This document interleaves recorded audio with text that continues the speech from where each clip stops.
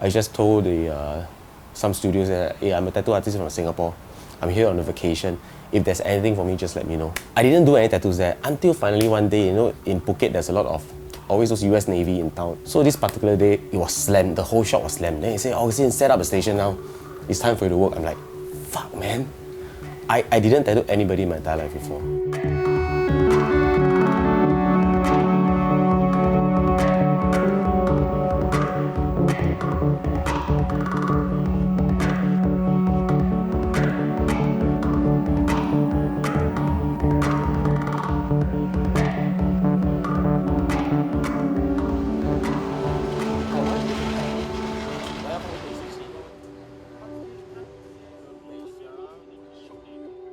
Back then, when I was 21, 22 years old at that point of time, right, nobody is willing to take apprentice. Yeah, even if they are taking, you have to pay like ridiculous amount of money. So of course I don't have that kind of money. And I was like a truck driver then. So I asked myself, like, I can't be doing this for the rest of my life, right? Then, so I asked myself what I can do. Obviously the next nearest shortcut should be what I'm good at, right?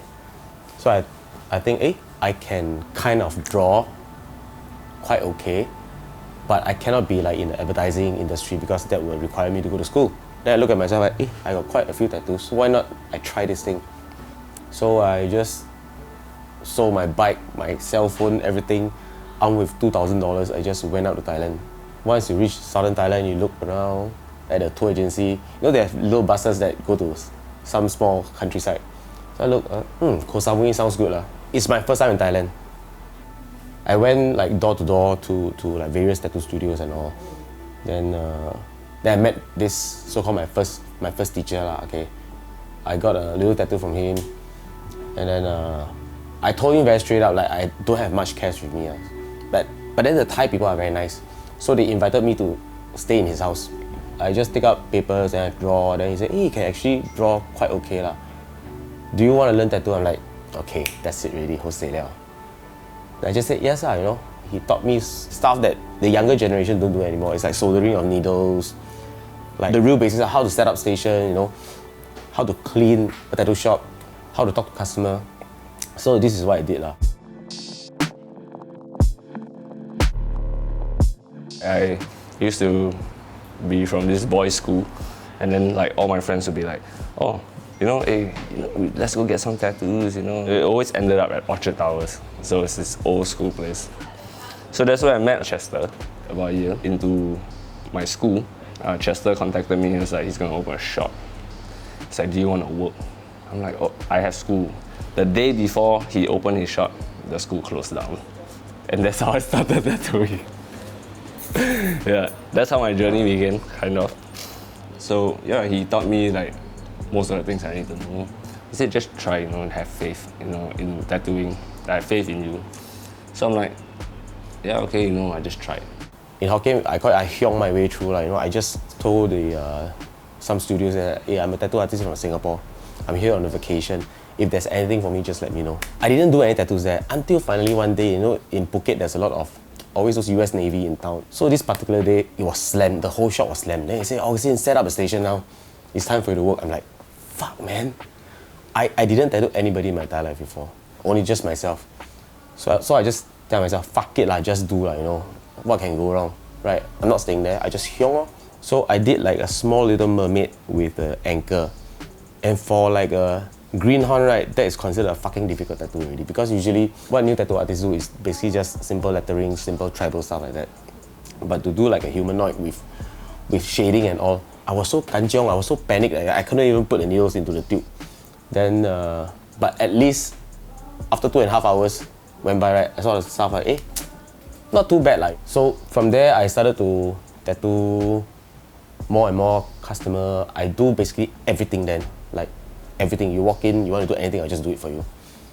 But that was the market there, but I got a machine when I was really, really young. He was like, the idea of the feeling of holding a machine. So he was like, now you have all the proper equipment, do it again. Try it again. So, then it just started like that.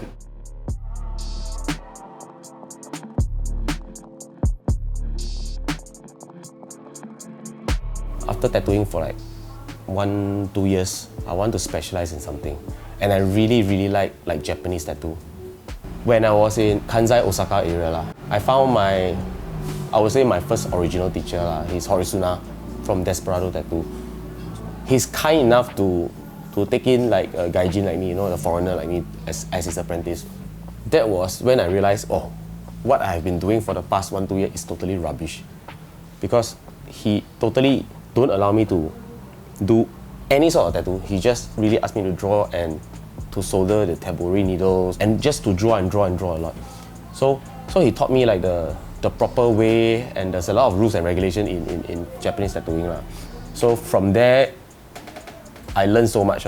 You have to come in, strip down the ego.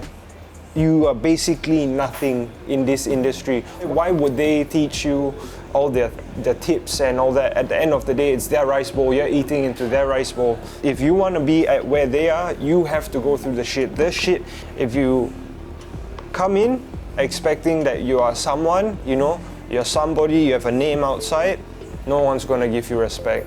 No one's going to care who the hell you are. The success and the rewards are bonus, you know. The process, the grind, the shit, the difficulty you go through is the journey, is part of the whole thing. So you have to love that process of being knocked down and just coming back up.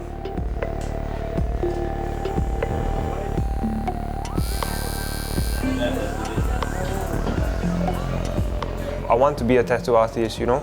So I have to show people that I'm in this for the long run. Yeah, I could have just, you know, gone down to my wrist. That's it. I could wear a shirt and cover it up. But this is it. This is what I want. There's no turning back.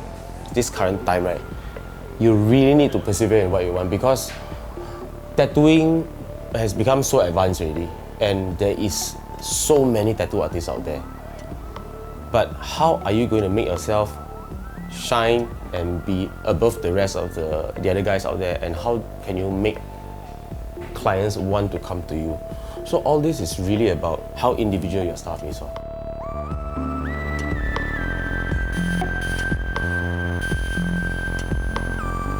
The fundamental of tattoo is the backbone must be good. Your drawing must be good. I think that is very important, because there's so many things you can rip off on the internet nowadays. You just Pinterest, download, take out the lines. Everybody can do it. Anybody with good technique can do it. But that doesn't make you stand out from the rest.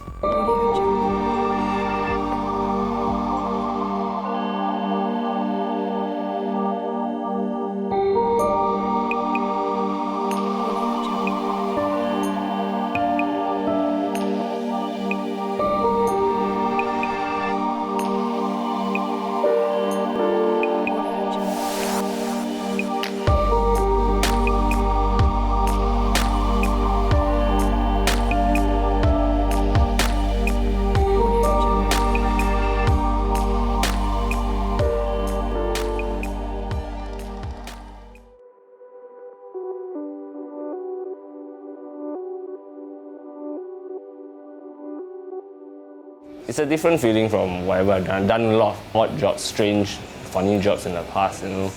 And then it's something that's just different about wanting to tattoo, you know. I never expected this to be my career. I always wanted to be a rock star, man. That's what I always wanted to be. But I guess it's the second best. I mean, this is a really good job. I really enjoy every tattoo that I do. I mean, I went to the best convention in the world. I've seen how the rest of our fellow tattoo artists overseas are doing. I feel that Singapore tattoo scene is actually very good. It's like our skills level, for the very short amount of time, we are considered really quite world class, honestly.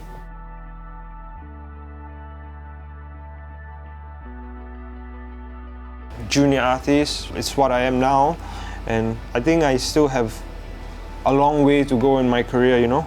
This is only the third year, long way to go and a lot more things to learn.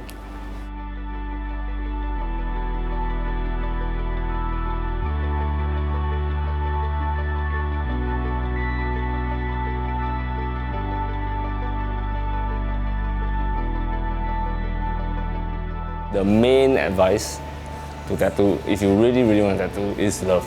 You really need to love it. You need to love being in it or doing it, and not even just earning the money or like whatever, you know. You just need to love everything about tattooing. It's like, yes, I'm gonna tattoo today.